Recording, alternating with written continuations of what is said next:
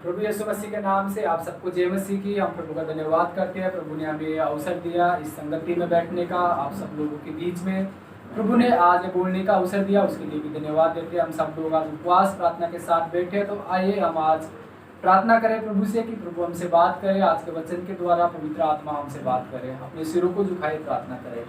हमारे महान अनुग्रहकारी परमेश्वर प्रभु जी, हम आपके चरणों में आते हैं प्रभु जी। आज उपवास प्रार्थना के साथ प्रभु जी हम अपने आप को खाली कर करके आपके सामने रखते हैं प्रभु जी। आपने आज आप आशीष से भर दीजिए प्रभु जी। हमारे जीवन में जो भी कमी है आज आपके वचन से हमें भर दीजिए प्रभु। आपके वचन से आज हमसे बात करें प्रभु। धन्यवाद देते हैं प्रभु जी। हम अपने आप को आपके हाथों में सौंपते हैं प्रभु। आज आप पवित्र आत्मा आज आपके दास के द्वारा, आप मेरे द्वारा प्रभु जी आप लोगों से बात करें प्रभु जी। धन्यवाद देते हैं अनुग्रहकारी परमेश्वर। ये छोटी सी प्रार्थना हमारे उद्धारकर्ता प्रभु यीशु मसीह के नाम। शास्त्र को हम खोलते हैं और मेरे साथ आप निकाले लूका रचित सुसमाचार उसका 18 अध्याय और उसका 10 से लेकर के 14 वर्ष तक हम प्रभु की महिमा के लिए हम पढ़ेंगे। तो आइए सब लोग बाइबल निकाले। मैं विश्वास करता हूँ सब ने निकाल लिया होंगे बड़े ध्यान से, और परमेश्वर का देह के साथ आप बैठे और परमेश्वर का वचन को ध्यान पूर्वक सुने, ताकि परमेश्वर की इच्छा आप जान सको कि प्रभु हमें आज इस उपवास और प्रार्थना के बारे में क्या सिखाना चाहता है। लूका रचित सुसमाचार उसका 18 अध्याय उसका 10 से लेकर के 14 में प्रभु का वचन कहता है कि दो मनुष्य मंदिर में प्रार्थना करने के लिए गए। एक फरीसी था और दूसरा चुंगी लेने वाला। फरीसी खड़ा होकर अपने मन में यूं प्रार्थना करने लगा, हे परमेश्वर, मैं तेरा धन्यवाद करता हूँ कि मैं दूसरे मनुष्य के समान अंधेर करने वाला, अन्याय और व्यभिचारी नहीं, और न इस चुंगी लेने वाले के समान हूँ। मैं सप्ताह में 2 बार उपवास रखता हूँ। मैं अपनी सब कमाई का 10वां अंश भी देता हूँ। परंतु चुंगी लेने वाले ने दूर खड़े होकर स्वर्ग की ओर आंखें उठाना भी न चाहा, वरन अपनी छाती पीट कर कहा, हे परमेश्वर, मुझ पापी पर दया कर। मैं तुमसे सच कहता हूँ कि वह दूसरा नहीं परंतु यही मनुष्य धर्मी ठहराया जाकर अपने घर गया, क्योंकि जो कोई अपने आप को बड़ा बनाएगा वह छोटा किया जाएगा, और जो अपने लिए आपको छोटा बनाएगा वह आप बड़ा किया जाएगा। तो हम प्रभु का धन्यवाद देते हैं। हमने अभी 2 व्यक्तियों के बारे में हमने प्रभु के वचन हमें सिखाना चाहता है कि एक चुंगी लेने वाला, एक फरीसी। आज हम लोगों के बीच में भी हम बहुत सारे लोग उपवास करते हैं, प्रार्थना करते हैं। ऐसे ही जो लोग, कुछ लोग किस रीति से आते हैं प्रभु, किस उपवास से, किस प्रार्थना से खुश होता है। अभी हमने आप सबने परमेश्वर के वचन में देखा कि इसमें 2 मनुष्य ने प्रार्थना दोनों कर रहे हैं। हम भी यहाँ पर 10-20 लोग हैं, 50 लोग भी कई बार हो जाते हैं, तो वो बड़ी बात नहीं है। लेकिन यहाँ पर 2 लोग प्रार्थना कर रहे हैं। हम भी कई बार झुंड का झुंड प्रार्थना करते हैं। लेकिन मेन बात क्या होती है कि दोनों में से प्रार्थना किया तो फरीसी खड़ा होकर अपने मन में यूं प्रार्थना करने लगा, हे परमेश्वर, मैं तेरा धन्यवाद करता हूँ कि मैं दूसरे मनुष्य के समान अंधेर करने वाला, अन्याय और व्यभिचारी नहीं। तो दूसरा जो व्यक्ति था, जो फरीसी व्यक्ति था, वो अपने आप को प्रभु के सामने अपने बारे में सफाई दे रहा है। लेकिन हमारा वचन पवित्र शास्त्र कहता है कि प्रभु हमारे मनों को जांचने वाला, प्रभु हमारे मनों को जांचता है। और यहाँ पर यह फरीसी प्रार्थना करता है कि प्रभु, मैं तो सब कुछ करता हूँ, मैं ना किसी का अंधेर करता, ना किसी का बुराई करता, ना कोई अन्याय करता, और ना मैं चुंगी लेने वालों के जैसा हूँ। मैं अपना सप्ताह में 2 बार उपवास रखता हूँ और मैं अपनी कमाई का 10वां अंश भी देता हूँ। आज हम लोगों के जीवन में भी ऐसा होता है कि हम लोग भी मसीह में आने के बाद बहुत सारे लोग उपवास करते हैं, प्रार्थना करते हैं, और लोगों को बहुत सारा दान भी देते हैं, चर्च में आकर के बहुत दशवांश भी देते हैं, आगे बढ़ करके उनका नाम बहुत ऊंचा करते हो, दिखाने के लिए कि ये मैं मेरा दे रहा हूँ। लेकिन प्रभु का वचन इससे प्रसन्न नहीं होता। जैसे हमने दूसरे व्यक्ति के बारे में पढ़ा कि परंतु चुंगी लेने वाले ने दूर से खड़े होकर स्वर्ग की ओर आंखें उठाना भी न चाहा, वरन अपनी छाती पीट पीट कर कहा, हे परमेश्वर, मुझ पापी पर दया कर। जो दूसरा व्यक्ति था वो अपने आप को इस लायक नहीं समझा कि परमेश्वर के सामने नजरें भी मिला सके, क्योंकि हम मनुष्य इस लायक नहीं है कि हम परमेश्वर से नजर मिला के बात कर सके, क्योंकि हम सब ने बाइबल में लिखा है कि सबने पाप किया, परमेश्वर की महिमा से हम रहित हो गए। लेकिन प्रभु यीशु मसीह के द्वारा, उसके लहू के द्वारा हम लोग क्रूस पर मारे जाने के कारण हम लोग प्रभु के साथ आज प्रार्थना कर सकते हैं, परमेश्वर से बातें कर सकते हैं। तो हम डायरेक्ट अपने आप को ऐसा ना समझे कि हम परमेश्वर के, दूसरे व्यक्ति ने ऐसा भी नहीं समझा कि अपनी आंखें भी वो उठाना, ये नहीं समझा कि उसको शोभा नहीं दिया। लेकिन एक व्यक्ति सब कुछ ऐसा नहीं कर रहा, फिर भी वो खड़ा होकर के बोला, प्रभु मैं सब कुछ कर रहा हूँ।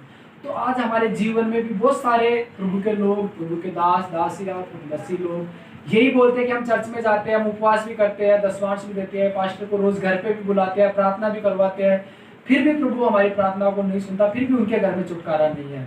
तो आप फरीसी जैसे ना बने, कोई भी सबसे पहला हमें चुंगी लेने वालों का बनता है। तो आज का उपवास प्रेयर में सबसे पहले परमेश्वर चाहता हमारा पश्चाताप। अपने आप का सबसे पहले उपवास में आने के लिए हमें पश्चाताप का जरूरत है।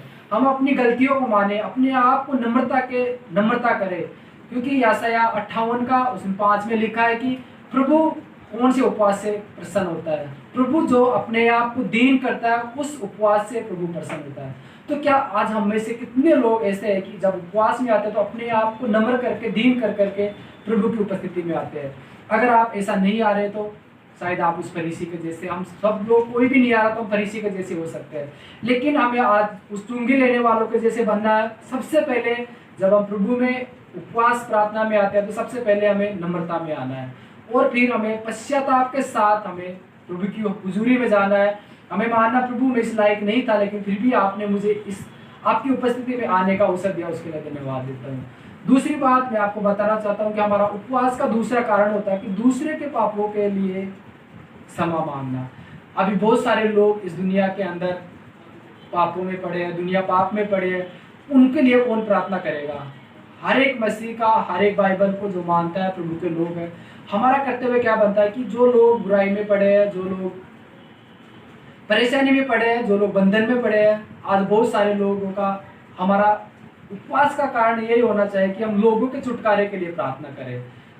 जो लोग आज पाप में पड़े हैं, जो लोग दुर्दशा में पड़े हैं, बहुत से लोग बीमारियों में पड़े हैं, बहुत से लोग दुष्ट आत्माओं में पड़े हैं, उनको कौन छुड़ाएगा? उनका सबका जिम्मेदारी हमारा है, क्योंकि एक दिन हम भी ऐसे इस दुनिया में, पाप की दुनिया में जी रहे थे, हमारा कोई अस्तित्व नहीं था प्रभु में, लेकिन हमारे लिए बहुत लोगों ने प्रार्थना किया होगा, उपवास किया होगा, और आज हम प्रभु के अंदर हैं। आज हम जितने भी लोग यहाँ पर बैठे हैं, जो सुन रहे हैं, हमारे लिए बहुत लोगों ने प्रार्थना किया। तो हम सबका कर्तव्य बनता है कि हम भी उन लोगों के लिए रो रो करके प्रार्थना करते हैं, क्योंकि जब यशायाह उसका 58 अध्याय उसका 6 में जब पढ़ेंगे तो उसमें लिखा है कि जिस उपवास से मैं प्रसन्न होता हूँ वह क्या यह नहीं कि अन्याय से बनाए हुए दासों और अंधेर सहने वालों का जुआ तोड़कर उसको छुड़ा लेना और सब जुओं को टुकड़े टुकड़े कर देना। प्रभु का वचन हमें कहता है कि जो अंधेर से बनाए हुए जो दास है, जो दासिया है, आज अंधेर से बनाए हुए दुनिया में आज शैतान ने लोगों को ऐसा जकड़ रखा है, वो अपने पीछे चलाने का, अपनी सेना में उनको इतना भर्ती कर लिया कि लोगों का परिवार आज नाश हो रहा है। आज लोग सब कुछ होने के बाद भी वो दुख परेशानी में है, उनके जीवन में बीमारी है, कहीं उनका छुटकारा नहीं है, दुष्ट आत्मा है उनके जीवन में। तो आज प्रभु का वचन जैसे हमें कहता है कि प्रभु उस उपवास से खुश होता है कि जो अन्याय और अंधेर सहने वालों का जुआ तोड़कर उनको छुड़ा लेना। आज जो लोग प्रभु के अंदर नहीं है, जो लोग पाप में जी रहे हैं, जो लोग बुराई में जी रहे हैं, आज उनके लिए हमारा जिम्मेदारी है कि उन लोगों के लिए हम प्रभु के सामने बैठ करके रोए और प्रभु से प्रार्थना करें, और हम प्रभु का वो मार्ग को तैयार करें ताकि वो लोग भी मन फिराने पाए। आप सब नehemiah के बारे में अच्छे से आप जानते हो कि nehemiah 1 अध्याय उसका 3 और 4 में लिखा है कि 3 अध्याय में जब एक का 3 वर्सेज में जब लिखा है कि तब nehemiah अपने गांव का जो वो इजराइल का जब दुर्दशा के बारे में जानता है, तब उसको बोलता है कि जो लोग बददुआई में बच गए थे अभी वो लोग दुख परेशानी में है और उनके ऊपर बहुत पीड़ा में पड़े। तो nehemiah वहां सुन करके ऐसा नहीं बोला कोई बात नहीं, जो भी हो रहा है प्रभु की मर्जी, ऐसा नहीं बोला। nehemiah ऐसी बात सुन करके, अपने लोगों की बात सुन करके वो प्रभु के सामने अपने घुटनों पे आ गया और अपने कपड़े फाड़ करके प्रभु के सामने अपने पापों को कबूल किया और प्रभु के सामने प्रार्थना करना लगा। और रो रो करके वो आगे जब पढ़ोगे तो वो रो रो करके 1 से 3 आय से लेकर के आगे जब हम पढ़ते हैं तो उसमें हमें बताते हैं 1 अध्याय में कि वो कैसे अपने आप को प्रभु के सामने सौंपता है। वो अपने आप को, उसका एक वो अच्छा पोजीशन पे था, उसको कोई टेंशन करने का जरूरत नहीं था। वो बेबीलोन में अच्छे से राजा का प्याऊ था, वो पिलाने वाला था, उसका पद भी अच्छी जगह पर था। लेकिन जब वो अपने लोगों के बारे में सुना तो उसके दिल में एक इतना दर्द हुआ कि वो अपने लोगों के लिए अपने कपड़े फाड़ करके रात में बैठ करके वो प्रभु के सामने, प्रभु की उपस्थिति में बैठ करके लोगों के लिए प्रार्थना किया। तो आज हम सब लोगों का भी ये जिम्मेदारी बनता है, जितने भी लोग आप प्रभु को जानते हैं, हम सब लोगों का जिम्मेदारी बनता है कि आज जो लोग बददुआई में या आज हमारे चर्च में हम सब लोग आते हैं, हमारे भाई बहन, हमारे रिश्तेदार बहुत सारे परेशानी में है, तो हम लोगों को मालूम है कि हमारे रिश्तेदार परेशान है, मेरा भाई परेशान है, फिर भी हम लोग कोई टेंशन नहीं करता, डायरेक्ट चर्च में आ जाते हैं, प्रार्थना कर जाते हैं और हम सोचते हैं कि हम बच गए तो काफ़ी है। लेकिन ऐसा नहीं सिखाता हमारा प्रभु का वचन, ऐसा नहीं है। प्रभु यीशु मसीह हमें ऐसा नहीं सिखाता। हमें अपने सम्मान अपने पड़ोसी से भी प्रेम करना, अपने सम्मान हमें दूसरों से प्रेम करना। तो हमारा जिम्मेदारी बनता है कि हम भी उन लोगों को जो बीमारी में, जो अंधकार में पड़े हैं, उनको हम छुड़ा के लाए। हम प्रभु का सुसमाचार जब उनके जीवन में हम लेकर के जाएंगे तो प्रभु उनको बदलेगा। लेकिन उसके लिए हमें तैयार होना, हम सबका जिम्मेदारी बनता है कि प्रभु का वचन को उनके द्वारा बताए। क्योंकि जब प्रभु का वचन प्रभु हमारे जीवन में आता है तो सच में हमारा जीवन बदलता है। आप सब लोग जक्कई लूका का 19 अध्याय में लिखा, जब जक्कई के जीवन में जब प्रभु यीशु मसीह आया तो जक्कई पूरी तौर पर बदल गया। और यीशु मसीह उसके जीवन में आने के बाद में उसको ये नहीं बोला तू पापी है, तूने गलती किया, कुछ नहीं। हमें किसी को जाकर के हमें भी ये नहीं बोलना तू पापी है, मन फिरा, ऐसा कुछ नहीं बोलना। हमें ओनली प्रभु का सुसमाचार सुनाना है, प्रभु यीशु मसीह के बारे में बताना है। जैसे जक्कई के घर में यीशु मसीह ओनली उसके साथ आया, उसके घर में आने से उसने अपने पापों को अंगीकार किया और उसने खड़ा होकर के बोला कि मैंने जो अन्याय से जो कमाई किया, मैं ये उसका 4 गुना जिसका लिया उसको लौटाऊंगा और आधी संपत्ति कंगालों को बांट दूंगा। तो यीशु मसीह ने कहा कि आज इस घर में उद्धार आया। तो हमें भी प्रभु का वचन को ले जाकर के लोगों को देना है। जो लोग बददुआई में, जो लोग इस दुनिया में जी रहे हैं, तो प्रभु उनका बदलने का काम प्रभु का है। तीसरी बात हम देखते हैं कि परमेश्वर की इच्छा को जानने के लिए हमें उपवास प्रार्थना। आज हम जब उपवास में जाते हैं, जब प्रार्थना में जाते हैं, तो बाइबल के अकॉर्डिंग हम क्यों जाते हैं कि हम प्रभु की इच्छा को जानते हैं। न्यायों की किताब उसका 20 अध्याय और उसका 26 और 27 में हम पढ़ते हैं तो वहां लिखा है कि तब सब इजरायली वरन सब लोग बेतेल को गए और रोते हुए यहोवा के सामने बैठ रहे। उस दिन सांझ तक उपवास किया और यहोवा को होम बलि और मेल बलि चढ़ाए। इजरायलियों ने यहोवा से सलाह ली। उस समय परमेश्वर की वाचा का संदूक वही था। 27 में लिखा है कि इसलिए इजरायलियों ने यहोवा से सलाह ली। अभी हमने देखा कि परमेश्वर की तीसरी बात देखा कि परमेश्वर की इच्छा जानने के लिए हमें उपवास करना है। तो ये घटना आप सब लोग जानते हैं, जो एक लेवी था और उसकी पत्नी को जब वो लेने गया था तब एक जगह पर रुका था और उसकी पत्नी के साथ उन गांव वालों ने व्यभिचार किया था और वो व्यभिचार के कारण वो स्त्री मर गई थी। बाद में वो न्याय लेने के लिए अपने भाइयों के पास गया और उनको इजरायली लोगों को जब बताया तो उनका क्रोध इतना भड़क उठा कि वो उनको मारने के लिए उस जगह पर जा रहे थे। लेकिन वो काम करने से पहले सबसे पहले उन्होंने प्रभु की सलाह ली। सब लोग प्रभु के सामने बैठे और प्रभु के सामने उपवास में, बाइबल में अगर हम पढ़ते हैं तो उपवास के बारे में सबसे पहला शब्द हमें न्यायों का किताब उसका 26 में हमें मिलता है कि सबसे पहला उपवास के बारे में यही लिखा हुआ है। तो इसलिए प्रभु की हमें इच्छा जाननी है। आज हम लोग अगर हमें कुछ काम करना हो, हमारे जीवन में कोई परेशानी है, हमें कुछ भी करना तो हम परमेश्वर को नहीं पूछते हैं। हम लोग डायरेक्ट जाते हैं, कर देते हैं, फिर फेल होते हैं, फिर आकर के हम प्रभु को पूछते हैं कि प्रभु मेरे साथ ऐसा क्यों हुआ। हमें ऐसा नहीं करना। हमें सबसे पहले प्रभु की इच्छा को जानना है। जैसे इजरायली लोग अगर चाहते तो वो जाकर के पूरे देश को नाश कर सकते थे, क्योंकि इजरायली लोगों का जब नाम सुन करके आसपास के देश कांपते थे, थरथराते थे उसके नाम से। लेकिन वो लोग भी फिर भी वो प्रभु की उपस्थिति में बैठ करके प्रभु से प्रार्थना किया, प्रभु की इच्छा जानी। आज हमारे जीवन में क्या आप लोग, आपके परिवार में कोई समस्या आती है तो क्या हम प्रभु के सामने जाते हैं?